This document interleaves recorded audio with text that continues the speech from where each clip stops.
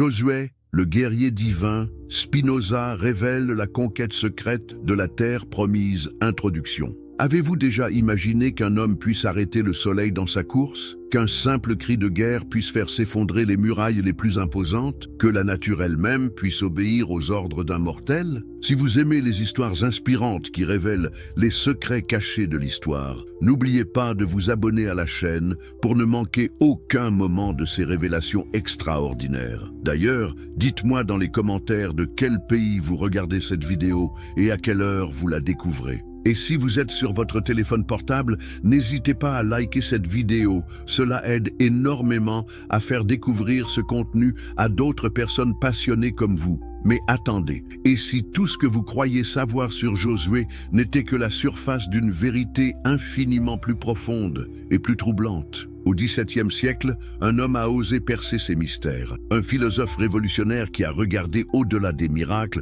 pour découvrir les véritables mécanismes du pouvoir divin. Baruch Spinoza, ce génie controversé, nous a légué les clés pour comprendre comment un simple mortel est devenu le plus grand stratège militaire de tous les temps. Préparez-vous à découvrir la véritable histoire de Josué, celle que les livres d'histoire n'osent pas raconter. Car ce que vous allez entendre va transformer à jamais votre vision de la conquête, du pouvoir et de ce que signifie vraiment être choisi par le divin. L'héritier de Moïse, la forge du leader suprême. Qui était vraiment Josué avant de devenir cette légende? Comment un simple serviteur de Moïse a-t-il pu hériter d'un pouvoir qui dépassait celui de tous les rois de son époque? La réponse va vous surprendre, car elle révèle l'une des transformations les plus extraordinaires de l'histoire humaine. La transition du pouvoir divin. Imaginez un instant. Vous êtes aux côtés de Moïse depuis 40 années dans le désert. Vous avez vu les plaies d'Égypte, la séparation de la mer Rouge, la manne qui tombe du ciel. Mais que se passe-t-il vraiment quand celui qui parle directement avec Dieu disparaît? Comment le pouvoir divin peut-il se transmettre à un mortel ordinaire? Spinoza nous révèle une vérité révolutionnaire. Josué n'a pas simplement hérité du commandement politique. Il a reçu quelque chose de bien plus précieux et plus dangereux. Il a obtenu la capacité de comprendre et de manipuler les lois naturelles qui gouvernent l'univers. Mais comment cela est-il possible? Réfléchissez à ceci. Pendant des décennies, Josué a observé Moïse. Pas seulement ses actions, mais sa façon de penser, de prévoir, d'anticiper. Il a étudié chaque miracle avec l'œil d'un scientifique avant la lettre. Quand Moïse faisait jaillir l'eau du rocher, Josué analysait la géologie. Quand les nuées guidèrent le peuple, Josué étudiait les vents et les formations atmosphériques. La mort de Moïse n'était pas un accident du destin, c'était une nécessité historique. Car un nouveau type de leader devait naître, un homme capable de fusionner la spiritualité avec une compréhension scientifique du monde. Moïse parlait avec Dieu, mais Josué allait devenir quelque chose de plus terrifiant encore. Il allait apprendre à penser comme Dieu. Selon Spinoza, ce que nous appelons pouvoir divin n'est rien d'autre qu'une compréhension supérieure des causes naturelles. Josué n'avait pas besoin de miracles au sens traditionnel. Il avait quelque chose de bien plus puissant. La capacité de prévoir et d'orchestrer les événements naturels avec une précision qui paraissait surnaturelle à ses contemporains. Mais cette transformation n'était que le début, car ce que Josué allait accomplir dans les années suivantes dépasserait tout ce que l'humanité avait vu jusqu'alors. La préparation stratégique occulte. Que se passait-il vraiment pendant ces 40 années dans le désert? Pourquoi fallait-il tant de temps pour parcourir une distance qui pourrait être couverte en quelques semaines? La réponse officielle parle de punition divine et d'apprentissage spirituel. Mais Spinoza nous révèle une vérité bien plus fascinante et terrifiante. Ces 40 années n'étaient pas une errance. C'était le laboratoire de guerre le plus sophistiqué jamais conçu dans l'histoire humaine. Josué était en train de créer la première machine de guerre, basée sur des principes scientifiques et psychologiques révolutionnaires. Pensez-y, comment transforme-t-on un peuple d'esclaves en une force militaire capable de conquérir des nations entières? Comment forge-t-on non seulement des soldats, mais des fanatiques prêts à mourir pour un idéal? Josué avait compris que la vraie guerre ne se gagne pas seulement sur le champ de bataille, elle se gagne dans l'esprit des hommes, dans leur âme, dans leur conception même de la réalité. Pendant ces décennies, Josué étudiait. Il envoyait des espions dans toute la région. Il analysait les faiblesses politiques, économiques et psychologiques de chaque peuple cananéen. Il comprenait leurs cycles agricoles, leurs fêtes religieuses, leurs divisions internes. Il cartographiait non seulement leur territoire, mais leurs âmes. Mais plus encore, il expérimentait sur son propre peuple. Chaque épreuve dans le désert était un test, une simulation. Comment réagissent-ils face à la soif, à la faim, à la peur, à l'incertitude? Comment maintenir leur cohésion quand tout semble perdu? Comment transformer leur souffrance en force, leur désespoir en détermination? Josué créait ce que nous appellerions aujourd'hui une culture organisationnelle. Il façonnait une identité collective si puissante qu'elle rendrait son peuple littéralement invincible. Car comment vaincre des hommes qui croient que Dieu lui-même combat à leur côté? Comment négocier avec des gens qui préfèrent mourir plutôt que de trahir leur mission divine? Et pendant tout ce temps, les peuples de Canaan vivaient dans l'insouciance, ignorant qu'une tempête se préparait, une tempête qui allait balayer leur civilisation de la carte. Le code secret de la leadership.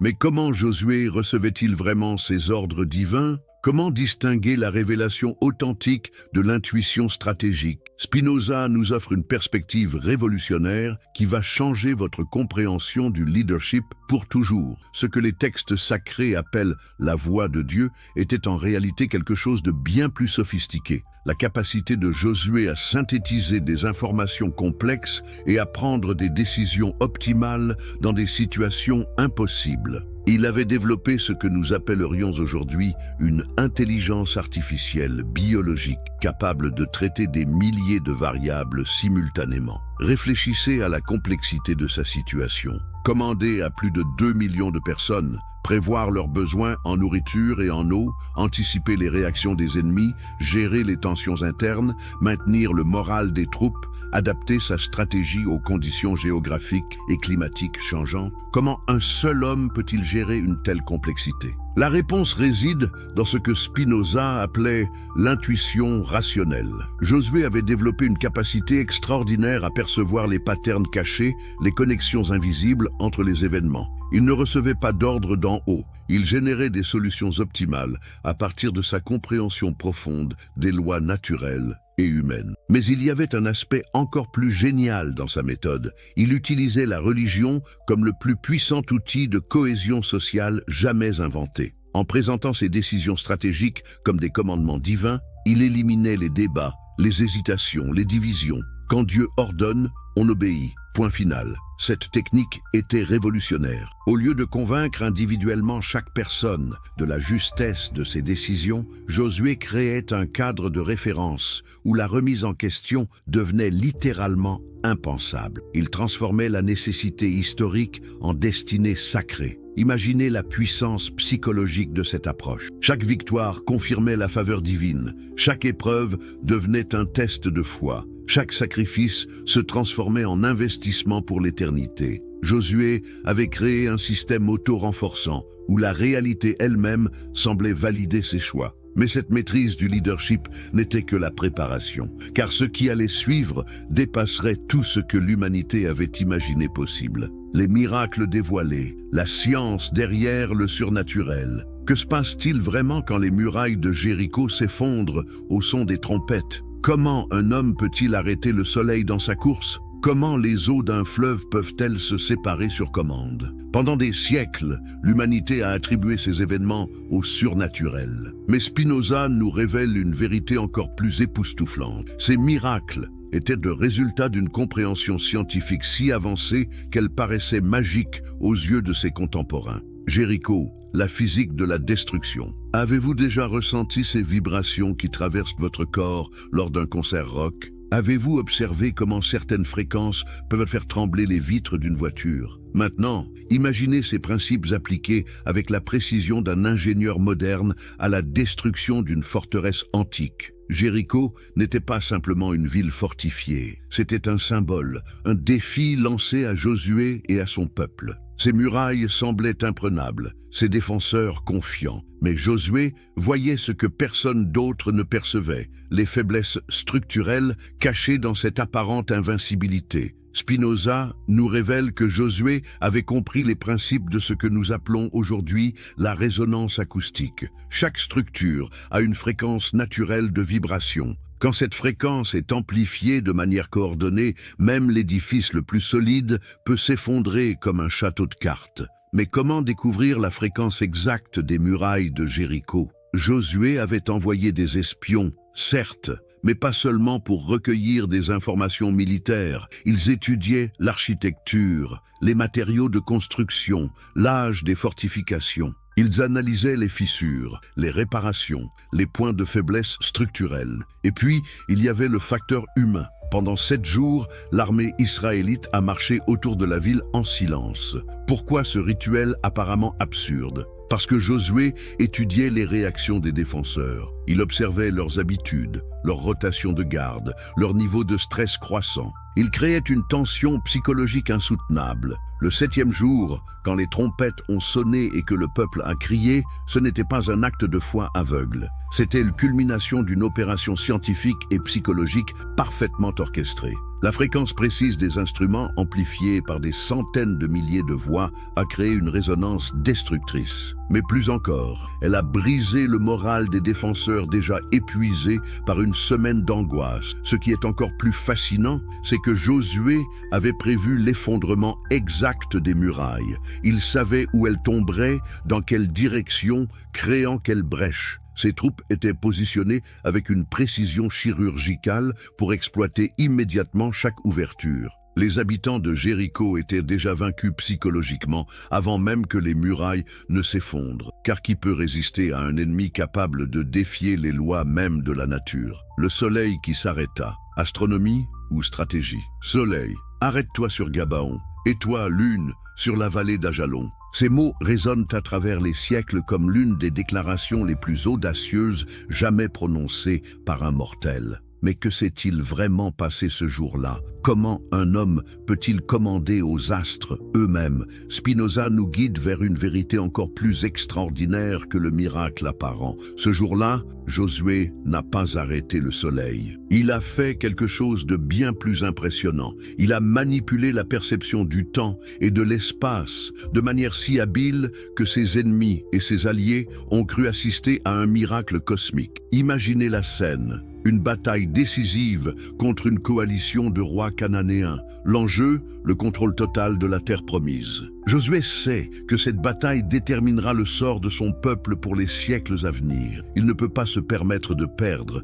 mais il ne peut pas non plus accepter une victoire incomplète qui laisserait ses ennemis s'échapper pour revenir plus tard. Mais comment prolonger une bataille au-delà des limites naturelles du jour? Comment poursuivre un ennemi en fuite dans l'obscurité? Josué avait la réponse, et elle était révolutionnaire. Premièrement, il avait étudié les cycles astronomiques avec une précision remarquable. Il savait qu'une éclipse solaire partielle était prévue ce jour-là, un phénomène qui créerait des conditions de luminosité inhabituelles. Ce que les témoins ont interprété comme l'arrêt du soleil était en réalité la manipulation magistrale de cet événement astronomique naturel. Mais il y avait plus. Josué avait développé des techniques de combat nocturne révolutionnaires pour son époque. Ses troupes étaient entraînées à se battre dans l'obscurité, utilisant des signaux sonores et tactiles pour coordonner leurs mouvements. Pendant que ses ennemis étaient désorientés par les conditions de luminosité changeantes, ses soldats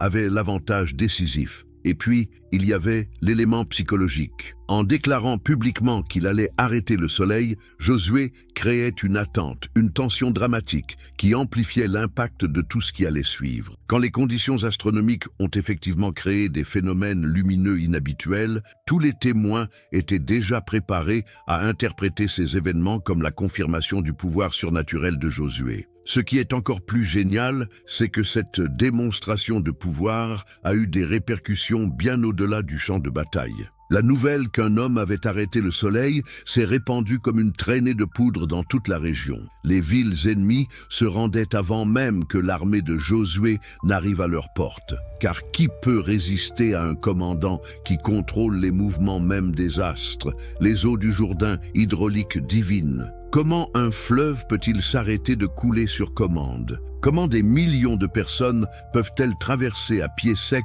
un cours d'eau en crue? Le passage du Jourdain représente l'un des défis logistiques les plus impressionnants de l'histoire ancienne. Mais Spinoza nous révèle que derrière ce miracle se cache une compréhension de l'ingénierie hydraulique qui était révolutionnaire pour l'époque. Josué n'était pas seulement un chef militaire, il était aussi un observateur minutieux des phénomènes naturels. Pendant ses années dans le désert, il avait étudié les cycles saisonniers, les patterns de précipitation, les comportements des cours d'eau. Il savait que le Jourdain, comme tous les fleuves de la région, était sujet à des variations dramatiques de débit selon les saisons et les conditions météorologiques. Mais il y avait quelque chose que Josué avait découvert et que personne d'autre ne soupçonnait. Une instabilité géologique dans la région d'Adam, en amont du point de passage prévu. Des glissements de terrain périodiques bloquaient parfois temporairement le cours du fleuve, créant des barrages naturels qui pouvaient réduire drastiquement le débit en aval. Comment Josué avait-il découvert ce phénomène? Grâce à son réseau d'espions et d'éclaireurs qui parcouraient la région depuis des années. Ils avaient observé et documenté ces événements naturels, comprenant leurs causes et leur timing probable. Josué savait qu'il pouvait déclencher artificiellement un glissement de terrain en choisissant le bon moment et la bonne méthode. Le jour de la traversée, ses équipes d'ingénieurs étaient déjà en position en amont. Utilisant des techniques de sapement qu'ils avaient perfectionnées dans le désert, ils ont provoqué l'effondrement calculé des berges instables au moment précis où Josué donnait le signal. Le fleuve s'est trouvé temporairement bloqué, créant les conditions parfaites pour le passage. Mais ce qui était encore plus impressionnant, c'était la coordination logistique de l'opération. Faire traverser plus de 2 millions de personnes avec leurs biens et leurs troupeaux en quelques heures nécessitait une organisation militaire d'une précision extraordinaire. Chaque tribu savait exactement où se positionner, dans quel ordre avancer, combien de temps elle avait pour la traverser. Et pendant tout ce temps, l'Arche d'Alliance était portée en tête du cortège, non pas seulement comme symbole religieux, mais comme point de ralliement visuel permettant de coordonner les mouvements de cette masse humaine gigantesque. Les prêtres qui la portaient étaient en réalité des officiers déguisés, communiquant par signaux codés avec les différentes unités. Quand les eaux sont revenues à leur cours normal quelques heures plus tard, emportant les dernières traces du barrage temporaire, tous les témoins étaient convaincus d'avoir assisté à un miracle divin. Mais Josué savait la vérité. Il venait de réussir la plus grande opération d'ingénierie militaire de l'histoire ancienne. Cette traversée n'était pas seulement un exploit technique. Elle marquait symboliquement la transformation définitive d'un peuple nomade en une force de conquête irrésistible, car désormais, rien ne pourrait plus arrêter cette armée qui avait prouvé sa capacité à surmonter tous les obstacles naturels. La guerre totale, stratégie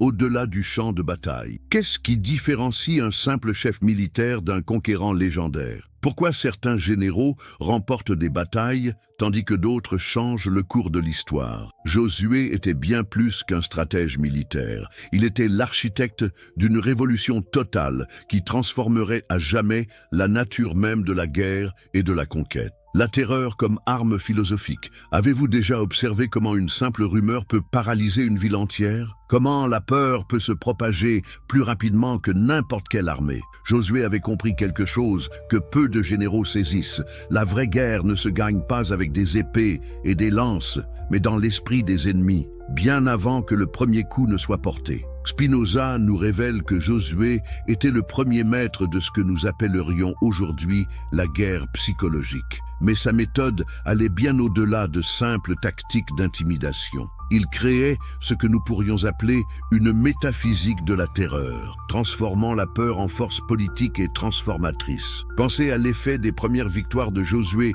sur l'imagination collective de l'époque. Quand la nouvelle de la chute de Jéricho s'est répandue, elle ne racontait pas simplement la défaite d'une ville. Elle véhiculait un message bien plus profond et terrifiant. Un peuple était arrivé qui pouvait défier les lois mêmes de la nature, mais Josué ne laissait rien au hasard. Chaque victoire était soigneusement orchestrée pour maximiser son impact psychologique. Les survivants n'étaient pas tués par accident. Ils étaient délibérément épargnés pour servir de messagers. Leur rôle était de répandre l'histoire de ce qu'ils avaient vu. en amplifiant naturellement les détails les plus impressionnants. Cette stratégie de communication était révolutionnaire. Dans un monde sans télévision ni Internet, Josué avait créé le premier réseau de médias sociaux de l'histoire, utilisant les témoins survivants comme vecteurs de propagande. Chaque récit grandissait en se transmettant. Chaque miracle devenait plus extraordinaire à chaque répétition. L'effet était dévastateur sur le moral des ennemis potentiels. Comment se préparer à combattre un adversaire qui peut faire s'effondrer les murailles par sa seule volonté? Comment résister à une force qui semble avoir le soutien direct des puissances cosmiques? La défaite psychologique précédait systématiquement la confrontation militaire. Mais Josué avait compris quelque chose d'encore plus subtil. La terreur ne doit pas seulement paralyser l'ennemi, elle doit aussi galvaniser ses propres troupes. Chaque miracle renforçait la conviction de ses soldats qu'ils étaient véritablement invincibles. Cette confiance absolue se traduisait par une agressivité et une détermination sur le terrain qui rendaient effectivement ses armées pratiquement imbattables. La construction délibérée de sa réputation d'invincibilité créait un cercle auto-renforçant. Plus ses ennemis le craignaient, plus ses victoires devenaient faciles, ce qui renforçait encore sa légende. Josué n'avait pas seulement créé une armée, il avait créé un mythe vivant qui combattait pour lui sur tous les champs de bataille, y compris ceux de l'imagination. Alliance stratégique secrète. Comment un conquérant peut-il réussir là où tant d'autres ont échoué? Comment s'assurer que ses ennemis d'aujourd'hui ne deviendront pas ses alliés de demain? Josué avait découvert l'art le plus subtil de la guerre, transformer ses adversaires en complices, souvent sans qu'ils s'en rendent compte. L'histoire de Rahab, la prostituée de Jéricho qui a aidé les espions israélites, n'est pas une simple anecdote romantique. Elle révèle l'existence d'un réseau d'intelligence et d'influence que Josué avait patiemment tissé à travers tout Canaan. Car comment cette femme savait-elle exactement qui étaient ces étrangers? Comment avait-elle prévu les bénéfices de sa collaboration? Spinoza nous révèle que Josué était en réalité le premier spy master de l'histoire. Ces espions n'étaient pas seulement des observateurs passifs, ils étaient des agents d'influence actifs qui préparaient le terrain psychologique et politique bien avant l'arrivée des armées. Ces agents identifiaient les factions mécontentes dans chaque cité,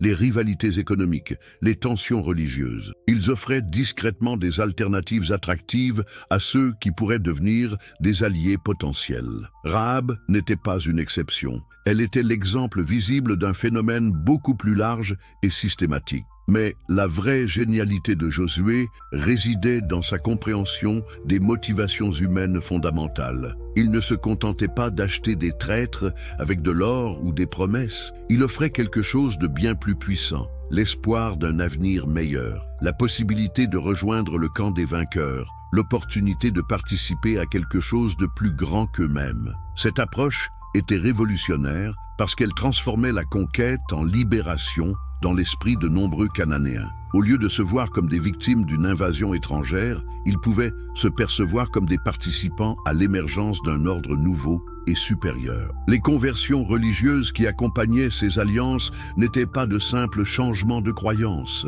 Elles représentaient une adhésion complète à un projet civilisationnel révolutionnaire.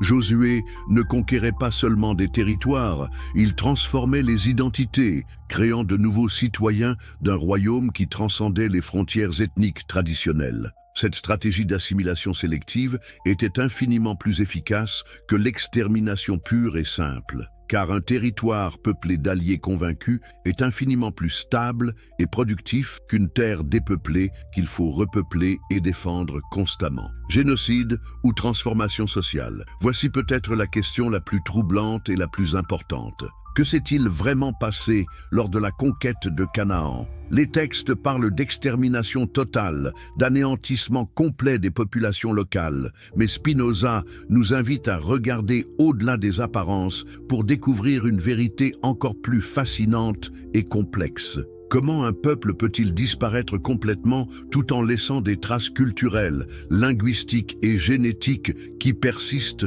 pendant des millénaires? Comment expliquer que de nombreuses traditions cananéennes se retrouvent intégrées dans la culture israélite? La réponse révèle l'aspect le plus génial et le plus controversé de la stratégie de Josué. Ce que les chroniques décrivent comme un génocide était en réalité la plus sophistiquée opération de transformation sociale de l'histoire ancienne. Josué n'avait pas l'intention d'exterminer les Cananéens, il voulait les transformer en Israélites. Mais cette transformation devait être si complète, si radicale, qu'elle équivalait effectivement à la mort de leur identité antérieure. Observez attentivement les récits de conquête qui étaient réellement exterminés, principalement les élites dirigeantes, les prêtres des anciens cultes, les structures de pouvoir traditionnelles. Mais les artisans, les agriculteurs, les commerçants, comment auraient-ils tous disparu sans laisser de traces dans l'économie locale? La vérité est que Josué avait conçu un processus de mort et renaissance sociale. Les Cananéens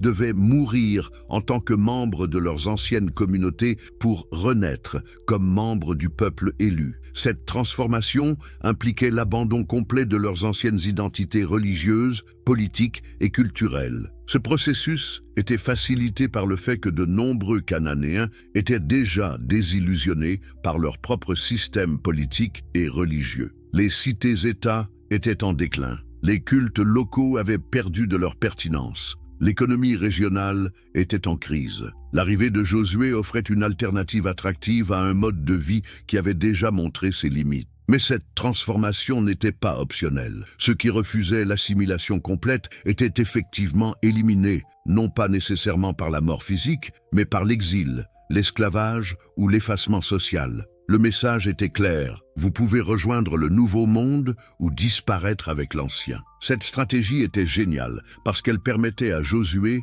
de conquérir sans dépeupler, d'unifier sans homogénéiser complètement, de transformer sans détruire toutes les compétences locales. Le résultat était une société hybride qui combinait la détermination révolutionnaire des Israélites avec les savoir-faire pratiques des Cananéens. Ainsi, la terre promise n'était pas simplement un territoire conquis, c'était un laboratoire social où Josué expérimentait la création d'une nouvelle forme de civilisation, une synthèse révolutionnaire qui allait influencer le développement de l'humanité pendant des millénaires. Josué, le guerrier divin. Spinoza révèle la conquête secrète de la terre promise. Introduction. Avez-vous déjà imaginé qu'un homme puisse arrêter le soleil dans sa course, qu'un simple cri de guerre puisse faire s'effondrer les murailles les plus imposantes, que la nature elle-même puisse obéir aux ordres d'un mortel? Si vous aimez les histoires inspirantes qui révèlent les secrets cachés de l'histoire, n'oubliez pas de vous abonner à la chaîne pour ne manquer aucun moment de ces révélations extraordinaires. D'ailleurs, dites-moi dans les commentaires de quel pays vous regardez cette vidéo et à quelle heure vous la découvrez. Et si vous êtes sur votre téléphone portable, n'hésitez pas à liker cette vidéo. Cela aide énormément à faire découvrir ce contenu à d'autres personnes passionnées comme vous. Mais attendez, et si tout ce que vous croyez savoir sur Josué n'était que la surface d'une vérité infiniment plus profonde et plus troublante? Au XVIIe siècle, un homme a osé percer ces mystères. Un philosophe révolutionnaire qui a regardé au-delà des miracles pour découvrir les véritables mécanismes du pouvoir divin. Baruch Spinoza, ce génie controversé, nous a légué les clés pour comprendre comment un simple mortel est devenu le plus grand stratège militaire de tous les temps. Préparez-vous à découvrir la véritable histoire de Josué, celle que les livres d'histoire n'osent pas raconter. Car ce que vous allez entendre va transformer à jamais votre vision de la conquête, du pouvoir et de ce que signifie vraiment être choisi par le divin. L'héritier de Movs, la forge du leader suprême. Qui était vraiment Josué avant de devenir cette légende? Comment un simple serviteur de Moïse a-t-il pu hériter d'un pouvoir qui dépassait celui de tous les rois de son époque? La réponse va vous surprendre, car elle révèle l'une des transformations les plus extraordinaires de l'histoire humaine. La transition du pouvoir divin. Imaginez un instant, vous êtes aux côtés de Moïse depuis 40 années dans le désert. Vous avez vu les plaies d'Égypte, la séparation de la mer Rouge, la manne qui tombe du ciel. Mais que se passe-t-il vraiment quand celui qui parle directement avec Dieu disparaît? Comment le pouvoir divin peut-il se transmettre à un mortel ordinaire? Spinoza nous révèle une vérité révolutionnaire. Josué n'a pas simplement hérité du commandement politique, il a reçu quelque chose de bien plus précieux et plus dangereux. Il a obtenu la capacité de comprendre et de manipuler les lois naturelles qui gouvernent l'univers. Mais comment cela est-il possible?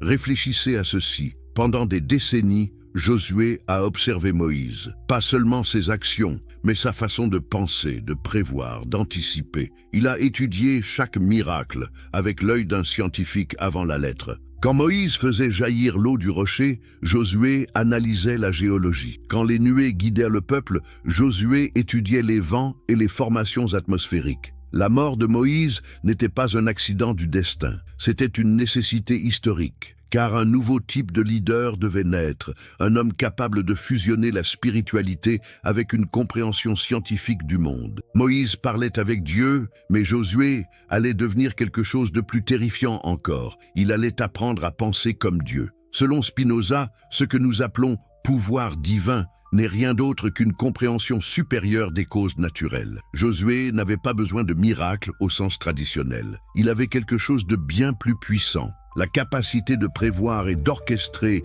les événements naturels avec une précision qui paraissait surnaturelle à ses contemporains. Mais cette transformation n'était que le début, car ce que Josué allait accomplir dans les années suivantes dépasserait tout ce que l'humanité avait vu jusqu'alors. La préparation stratégique occulte. Que se passait-il vraiment pendant ces 40 années dans le désert? Pourquoi fallait-il tant de temps pour parcourir une distance qui pourrait être couverte en quelques semaines? La réponse officielle parle de punition divine et d'apprentissage spirituel.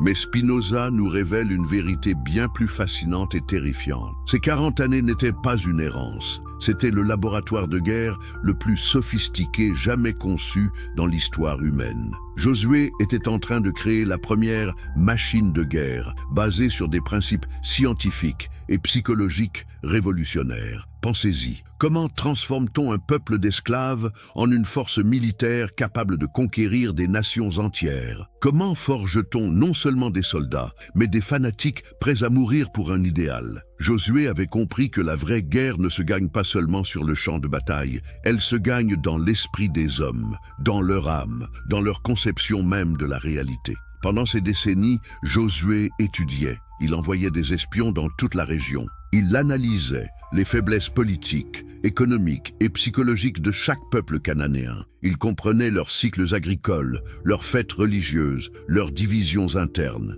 Il cartographiait non seulement leur territoire, mais leurs âmes. Mais plus encore, il expérimentait sur son propre peuple. Chaque épreuve dans le désert était un test, une simulation. Comment réagissent-ils face à la soif, à la faim, à la peur, à l'incertitude? Comment maintenir leur cohésion quand tout semble perdu? Comment transformer leur souffrance en force, leur désespoir en détermination? Josué créait ce que nous appellerions aujourd'hui une culture organisationnelle. Il façonnait une identité collective si puissante qu'elle rendrait son peuple littéralement invincible. Car comment vaincre des hommes qui croient que Dieu lui-même combat à leur côté? Comment négocier avec des gens qui préfèrent mourir plutôt que de trahir leur mission divine? Et pendant tout ce temps, les peuples de Canaan vivaient dans l'insouciance, ignorant qu'une tempête se préparait, une tempête qui allait balayer leur civilisation de la carte, le code secret de la leadership.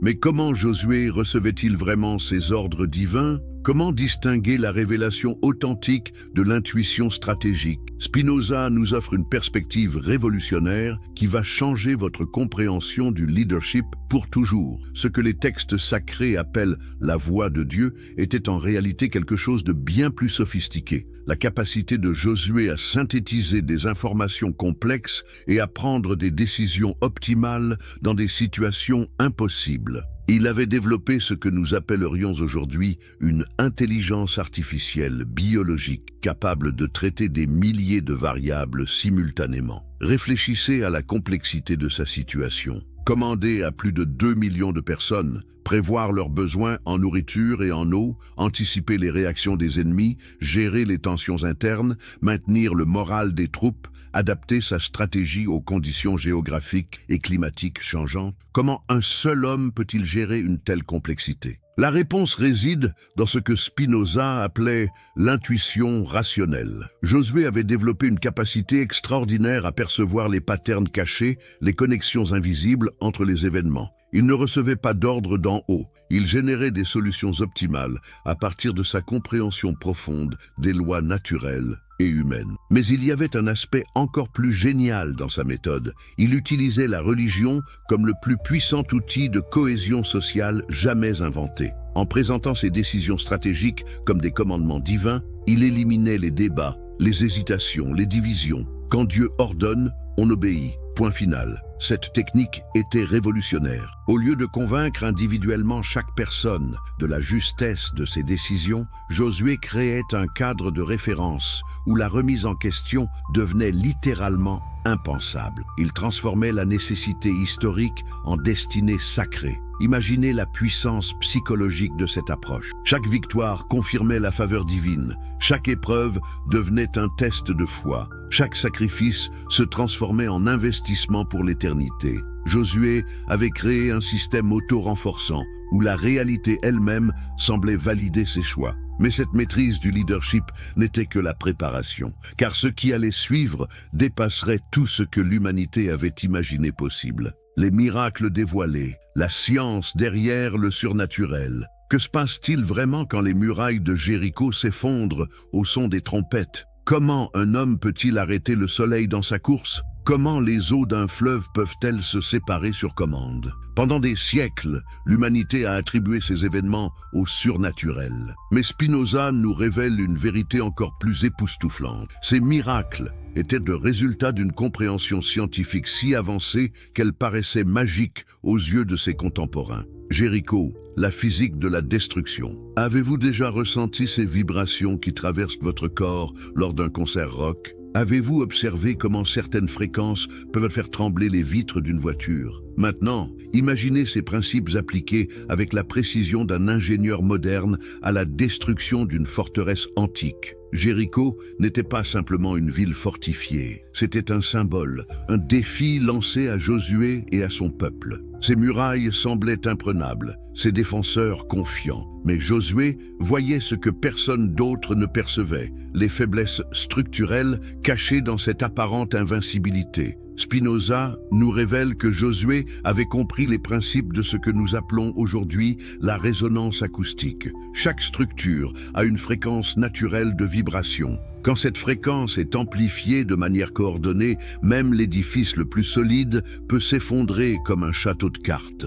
Mais comment découvrir la fréquence exacte des murailles de Jéricho? Josué avait envoyé des espions, certes, mais pas seulement pour recueillir des informations militaires. Ils étudiaient l'architecture, les matériaux de construction, l'âge des fortifications. Ils analysaient les fissures, les réparations, les points de faiblesse structurels. Et puis, il y avait le facteur humain. Pendant 7 jours, l'armée israélite a marché autour de la ville en silence. Pourquoi ce rituel apparemment absurde? Parce que Josué étudiait les réactions des défenseurs. Il observait leurs habitudes, leur rotation de garde, leur niveau de stress croissant. Il créait une tension psychologique insoutenable. Le 7e jour, quand les trompettes ont sonné et que le peuple a crié, ce n'était pas un acte de foi aveugle. C'était la culmination d'une opération scientifique et psychologique parfaitement orchestrée. La fréquence précise des instruments, amplifiée par des centaines de milliers de voix, a créé une résonance destructrice. Mais plus encore, elle a brisé le moral des défenseurs déjà épuisés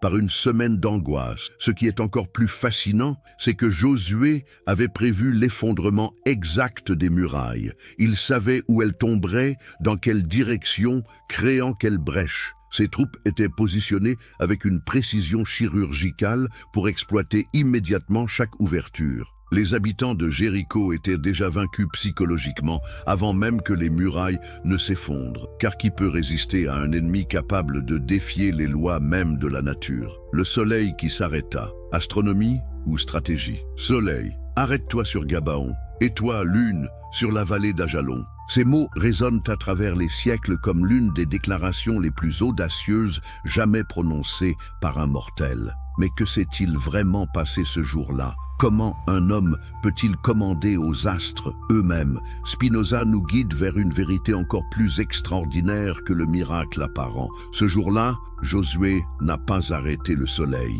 Il a fait quelque chose de bien plus impressionnant. Il a manipulé la perception du temps et de l'espace de manière si habile que ses ennemis et ses alliés ont cru assister à un miracle cosmique. Imaginez la scène. Une bataille décisive contre une coalition de rois cananéens. L'enjeu, le contrôle total de la terre promise. Josué sait que cette bataille déterminera le sort de son peuple pour les siècles à venir. Il ne peut pas se permettre de perdre, mais il ne peut pas non plus accepter une victoire incomplète qui laisserait ses ennemis s'échapper pour revenir plus tard. Mais comment prolonger une bataille au-delà des limites naturelles du jour? Comment poursuivre un ennemi en fuite dans l'obscurité? Josué avait la réponse, et elle était révolutionnaire. Premièrement, il avait étudié les cycles astronomiques avec une précision remarquable. Il savait qu'une éclipse solaire partielle était prévue ce jour-là, un phénomène qui créerait des conditions de luminosité inhabituelles. Ce que les témoins ont interprété comme l'arrêt du soleil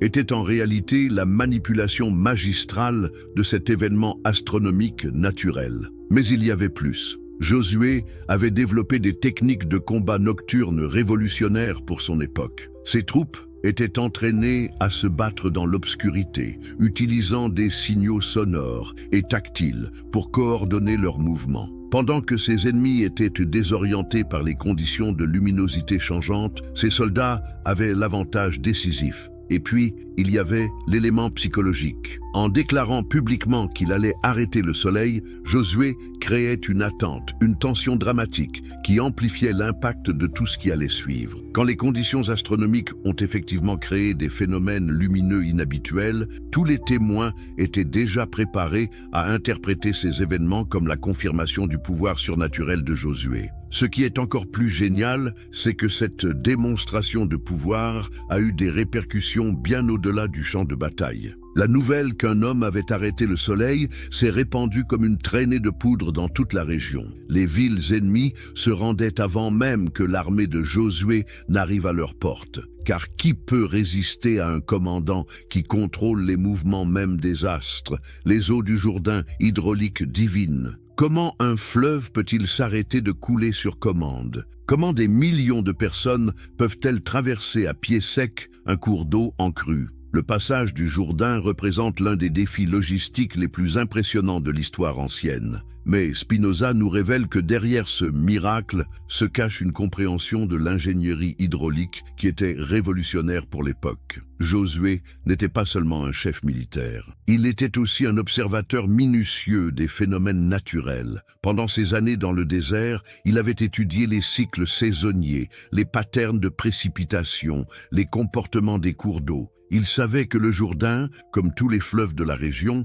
était sujet à des variations dramatiques de débit selon les saisons et les conditions météorologiques. Mais il y avait quelque chose que Josué avait découvert et que personne d'autre ne soupçonnait. Une instabilité géologique dans la région d'Adam, en amont du point de passage prévu. Des glissements de terrain périodiques bloquaient parfois temporairement le cours du fleuve, créant des barrages naturels qui pouvaient réduire drastiquement le débit en aval. Comment Josué avait-il découvert ce phénomène? Grâce à son réseau d'espions et d'éclaireurs qui parcouraient la région depuis des années. Ils avaient observé et documenté ces événements naturels, comprenant leurs causes et leur timing probable. Josué savait qu'il pouvait déclencher artificiellement un glissement de terrain en choisissant le bon moment et la bonne méthode. Le jour de la traversée, ses équipes d'ingénieurs étaient déjà en position en amont. Utilisant des techniques de sapement qu'ils avaient perfectionnées dans le désert, ils ont provoqué l'effondrement calculé des berges instables au moment précis où Josué donnait le signal. Le fleuve s'est trouvé temporairement bloqué, créant les conditions parfaites pour le passage. Mais ce qui était encore plus impressionnant, c'était la coordination logistique de l'opération.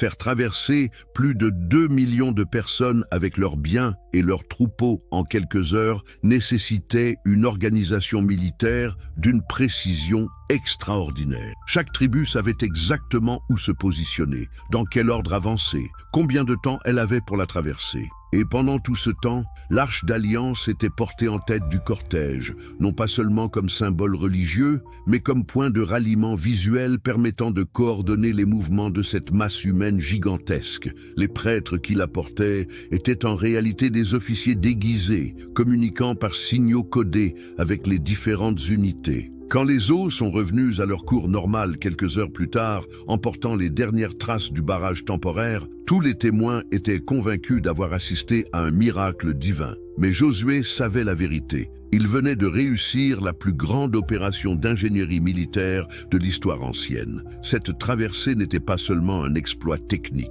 Elle marquait symboliquement la transformation définitive d'un peuple nomade en une force de conquête irrésistible. Car désormais, rien ne pourrait plus arrêter cette armée qui avait prouvé sa capacité à surmonter tous les obstacles naturels. La guerre totale, stratégie au-delà du champ de bataille. Qu'est-ce qui différencie un simple chef militaire d'un conquérant légendaire? Pourquoi certains généraux remportent des batailles, tandis que d'autres changent le cours de l'histoire? Josué était bien plus qu'un stratège militaire. Il était l'architecte d'une révolution totale qui transformerait à jamais la nature même de la guerre et de la conquête. La terreur comme arme philosophique. Avez-vous déjà observé comment une simple rumeur peut paralyser une ville entière? Comment la peur peut se propager plus rapidement que n'importe quelle armée? Josué avait compris quelque chose que peu de généraux saisissent. La vraie guerre ne se gagne pas avec des épées et des lances, mais dans l'esprit des ennemis, bien avant que le premier coup ne soit porté. Spinoza nous révèle que Josué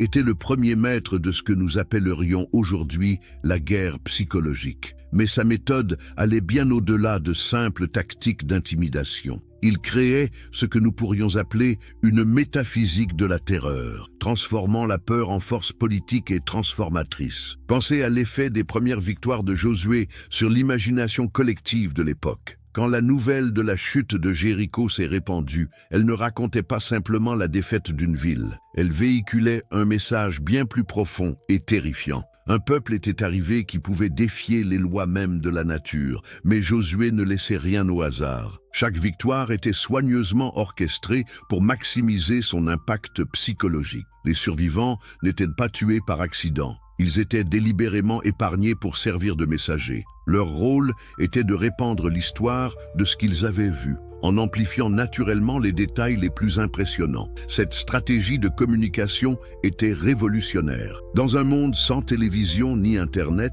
Josué avait créé le premier réseau de médias sociaux de l'histoire, utilisant les témoins survivants comme vecteurs de propagande. Chaque récit grandissait en se transmettant. Chaque miracle devenait plus extraordinaire à chaque répétition. L'effet était dévastateur sur le moral des ennemis potentiels. Comment se préparer à combattre un adversaire qui peut faire s'effondrer les murailles par sa seule volonté? Comment résister à une force qui semble avoir le soutien direct des puissances cosmiques?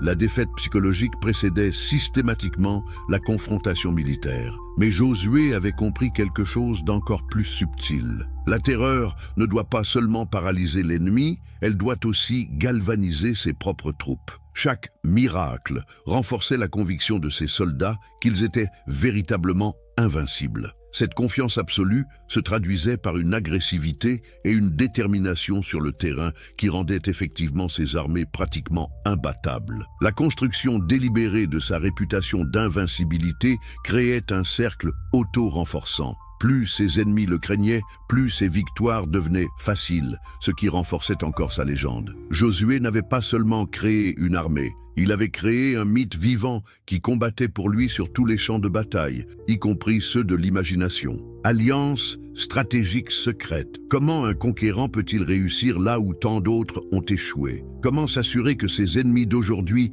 ne deviendront pas ses alliés de demain? Josué avait découvert l'art le plus subtil de la guerre, transformer ses adversaires en complices, souvent sans qu'ils s'en rendent compte. L'histoire de Rahab, la prostituée de Jéricho qui a aidé les espions israélites, n'est pas un simple anecdote romantique. Elle révèle l'existence d'un réseau d'intelligence et d'influence que Josué avait patiemment tissé à travers tout Canaan. Car comment cette femme savait-elle exactement qui étaient ces étrangers? Comment avait-elle prévu les bénéfices de sa collaboration? Spinoza nous révèle que Josué était en réalité le premier spy master de l'histoire. Ces espions n'étaient pas seulement des observateurs passifs, ils étaient des agents d'influence actifs qui préparaient le terrain psychologique et politique bien avant l'arrivée des armées. Ces agents identifiaient les factions mécontentes dans chaque cité, les rivalités économiques, les tensions religieuses. Ils offraient discrètement des alternatives attractives à ceux qui pourraient devenir des alliés potentiels. Rahab n'était pas une exception. Elle était l'exemple visible d'un phénomène beaucoup plus large et systématique. Mais la vraie génialité de Josué résidait dans sa compréhension des motivations humaines fondamentales. Il ne se contentait pas d'acheter des traîtres avec de l'or ou des promesses. Il offrait quelque chose de bien plus puissant, l'espoir d'un avenir meilleur, la possibilité de rejoindre le camp des vainqueurs, l'opportunité de participer à quelque chose de plus grand qu'eux-mêmes. Cette approche était révolutionnaire parce qu'elle transformait la conquête en libération dans l'esprit de nombreux Cananéens. Au lieu de se voir comme des victimes d'une invasion étrangère, ils pouvaient se percevoir comme des participants à l'émergence d'un ordre nouveau et supérieur. Les conversions religieuses qui accompagnaient ces alliances n'étaient pas de simples changements de croyance. Elles représentaient une adhésion complète à un projet civilisationnel révolutionnaire. Josué ne conquérait pas seulement des territoires, il transformait les identités, créant de nouveaux citoyens d'un royaume qui transcendait les frontières ethniques traditionnelles. Cette stratégie d'assimilation sélective était infiniment plus efficace que l'extermination pure et simple, car un territoire peuplé d'alliés convaincus est infiniment plus stable et productif qu'une terre dépeuplée qu'il faut repeupler et défendre constamment. Génocide ou transformation sociale? Voici peut-être la question la plus troublante et la plus importante. Que s'est-il vraiment passé lors de la conquête de Canaan? Les textes parlent d'extermination totale, d'anéantissement complet des populations locales, mais Spinoza nous invite à regarder au-delà des apparences pour découvrir une vérité encore plus fascinante et complexe. Comment un peuple peut-il disparaître complètement tout en laissant des traces culturelles, linguistiques et génétiques qui persistent pendant des millénaires? Comment expliquer que de nombreuses traditions cananéennes se retrouvent intégrées dans la culture israélite? La réponse révèle l'aspect le plus génial et le plus controversé de la stratégie de Josué. Ce que les chroniques décrivent comme un génocide était en réalité la plus sophistiquée opération de transformation sociale de l'histoire ancienne. Josué n'avait pas l'intention d'exterminer les Cananéens, il voulait les transformer en Israélites. Mais cette transformation devait être si complète, si radicale, qu'elle équivalait effectivement à la mort de leur identité antérieure. Observez attentivement les récits de conquête qui étaient réellement exterminés, principalement les élites dirigeantes, les prêtres des anciens cultes, les structures de pouvoir traditionnelles. Mais les artisans, les agriculteurs, les commerçants, comment auraient-ils tous disparu sans laisser de traces dans l'économie locale? La vérité est que Josué avait conçu un processus de mort et renaissance sociale. Les Cananéens devaient mourir en tant que membres de leurs anciennes communautés pour renaître comme membres du peuple élu. Cette transformation impliquait l'abandon complet de leurs anciennes identités religieuses, politiques et culturelles. Ce processus était facilité par le fait que de nombreux Cananéens étaient déjà désillusionnés par leur propre système politique et religieux. Les cités-États étaient en déclin. Les cultes locaux avaient perdu de leur pertinence. L'économie régionale était en crise. L'arrivée de Josué offrait une alternative attractive à un mode de vie qui avait déjà montré ses limites. Mais cette transformation n'était pas optionnelle. Ceux qui refusaient l'assimilation complète étaient effectivement éliminés, non pas nécessairement par la mort physique, mais par l'exil, l'esclavage ou l'effacement social. Le message était clair, vous pouvez rejoindre le nouveau monde ou disparaître avec l'ancien. Cette stratégie était géniale parce qu'elle permettait à Josué de conquérir sans dépeupler, d'unifier sans homogénéiser complètement, de transformer sans détruire toutes les compétences locales. Le résultat était une société hybride qui combinait la détermination révolutionnaire des Israélites avec les savoir-faire pratiques des Cananéens. Ainsi, la terre promise n'était pas simplement un territoire conquis, c'était un laboratoire social où Josué expérimentait la création d'une nouvelle forme de civilisation, une synthèse révolutionnaire qui allait influencer le développement de l'humanité pendant des millénaires. Cette approche explique pourquoi la conquête de Canaan a été si durable. Au lieu de créer un empire fragile, basé sur la domination pure, Josué avait forgé une nation hybride où les anciens ennemis devenaient les plus fervents défenseurs du nouveau système. Car qui défend mieux un ordre social que ceux qui ont choisi délibérément d'en faire partie ? Mais cette transformation sociale radicale n'était que la première phase d'un projet encore plus ambitieux. Car Josué ne se contentait pas de conquérir des territoires et des peuples. Il était en train de créer un nouveau modèle de civilisation qui défierait tous les systèmes politiques existants. Le véritable génie de sa méthode résidait dans sa capacité à transformer la violence conquérante en énergie créatrice. Chaque bataille gagnée, chaque ville soumise, chaque peuple assimilé renforçait non seulement son pouvoir militaire, mais aussi la cohérence et la sophistication de son projet social. La guerre devenait un instrument de construction, plutôt que de simple destruction. Cette vision révolutionnaire de la conquête allait inspirer tous les grands bâtisseurs d'empires de l'histoire. Mais peu d'entre eux comprendraient la subtilité profonde de l'approche de Josué. Il ne s'agissait pas simplement de remplacer un système par un autre, mais de créer les conditions psychologiques et sociales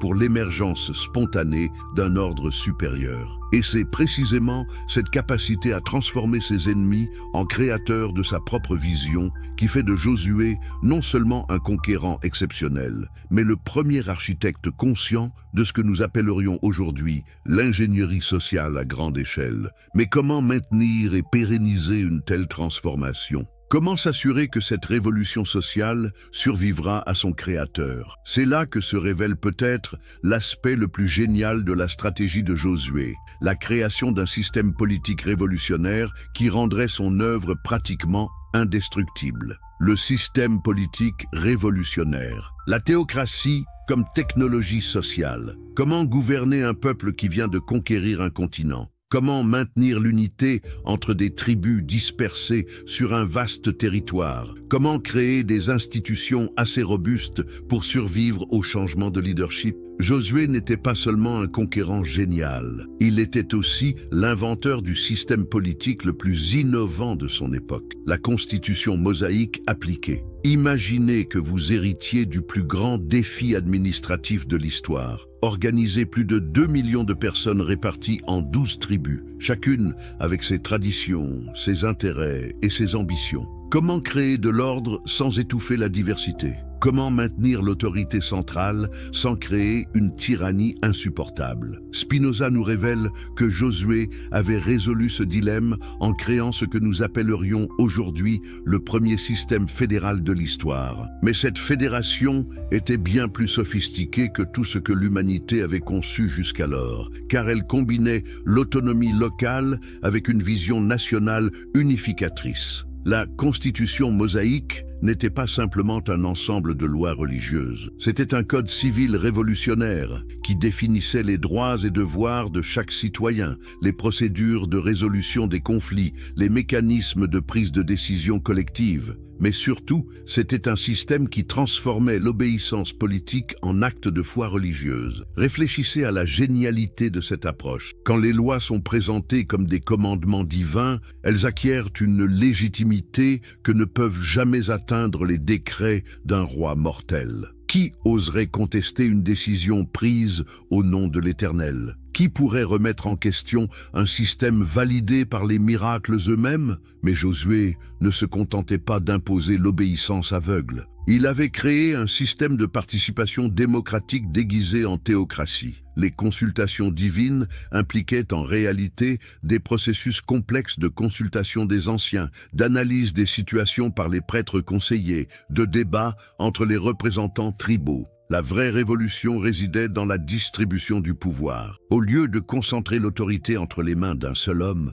Josué avait créé un système où le pouvoir était partagé entre les chefs militaires, les juges civils, les prêtres et les anciens tribaux. Chaque groupe avait ses prérogatives spécifiques, ses domaines d'expertise, ses mécanismes de contrôle sur les autres. Cette séparation des pouvoirs était révolutionnaire pour son époque. Elle empêchait qu'un seul individu ou groupe puisse monopoliser l'autorité et créer une dictature. Mais plus encore, elle créait un système autorégulateur où les différentes institutions se surveillaient mutuellement, garantissant la stabilité à long terme. L'attribution territoriale aux tribus n'était pas non plus laissée au hasard. Josué avait soigneusement analysé les ressources naturelles, les positions stratégiques, les complémentarités économiques. Chaque tribu recevait un territoire qui correspondait à ses compétences spécifiques, tout en créant une interdépendance nécessaire avec les autres. Cette interdépendance était cruciale pour maintenir l'unité nationale.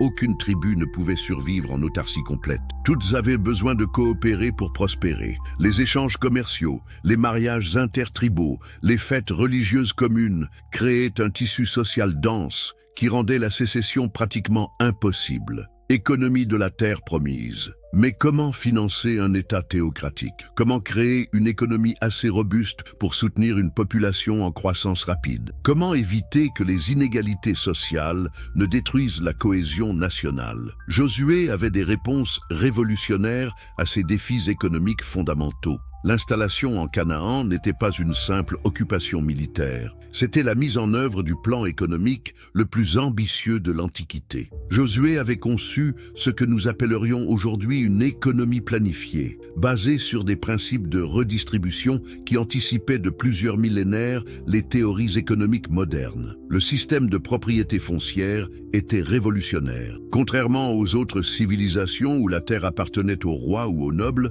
en Israël, chaque famille recevait un héritage foncier inaliénable. Cette terre ne pouvait pas être vendue définitivement. Elle devait revenir à la famille d'origine lors du jubilé, tous les 50 ans. Imaginez l'impact social de cette innovation. Elle empêchait la concentration excessive de la richesse entre les mains de quelques-uns. Elle garantissait que chaque génération aurait accès aux moyens de production. Elle créait une société de petits propriétaires plutôt qu'un système féodal avec des serfs et des seigneurs. Mais ce système avait aussi des implications économiques profondes. En garantissant la sécurité foncière, il encourageait les investissements à long terme dans l'amélioration des terres. Les familles savaient que leurs efforts bénéficieraient à leurs descendants, ce qui stimulait la productivité agricole. Le système des dîmes et des offrandes n'était pas simplement un mécanisme de financement religieux. C'était un système sophistiqué de redistribution sociale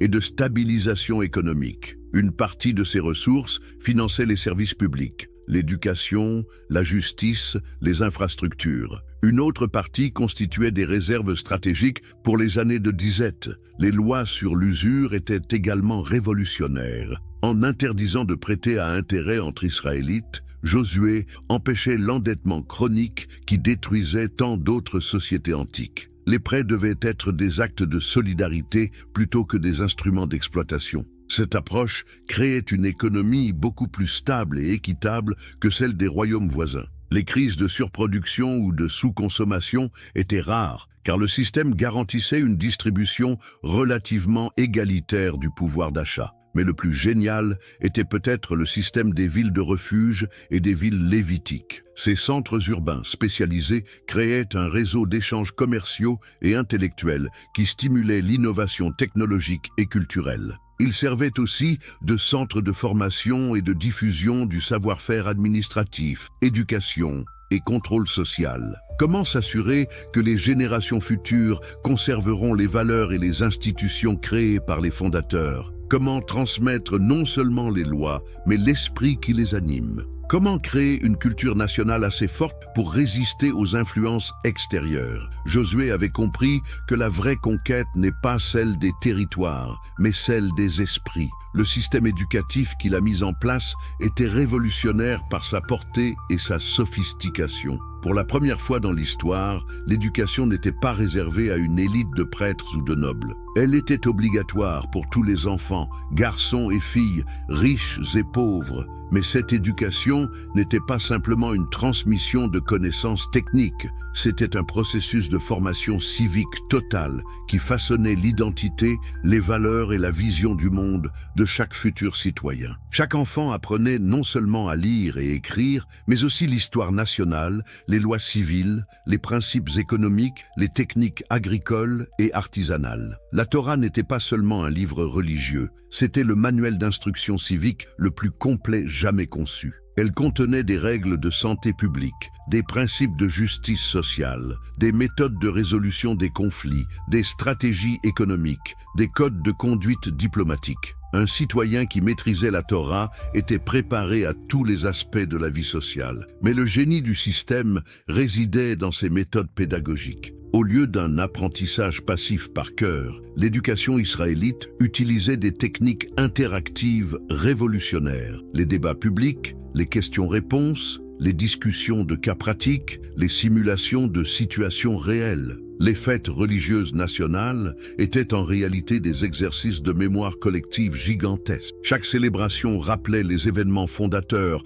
renforçait les valeurs communes, actualisait l'engagement civique. Ces événements créaient un sentiment d'appartenance si puissant qu'ils transformaient des millions d'individus en une communauté unie. Les récits historiques étaient soigneusement structurés pour transmettre des leçons politiques durables. Chaque épisode de la conquête illustrait un principe de gouvernement, une stratégie de résolution des problèmes, une méthode de prise de décision collective. Les enfants n'apprenaient pas seulement ce qui s'était passé, mais comment penser et agir en citoyens responsables. Ce système créait ce que nous appellerions aujourd'hui une culture organisationnelle nationale. Tous les citoyens partageaient les mêmes références, les mêmes méthodes d'analyse, les mêmes critères de jugement. Cette cohérence culturelle permettait une coordination sociale d'une efficacité extraordinaire. Mais le plus remarquable était peut-être la capacité du système à s'adapter et évoluer tout en conservant ses principes fondamentaux.